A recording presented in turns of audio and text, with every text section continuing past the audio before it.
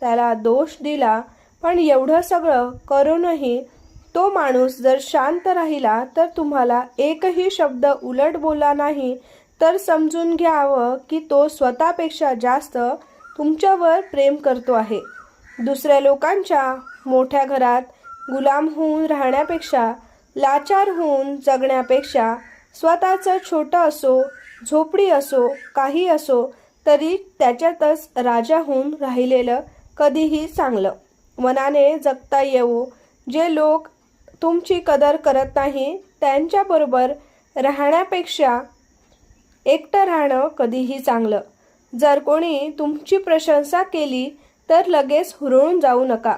कोणाचा राग आला तर आतल्यात घुसमटत राहू नका. आणि जर कोणी खोटं बोलत असेल, खोटं बोलून गोड बोलत असेल तर लगेच विश्वास देखील ठेवू नका. तुमचं दुःख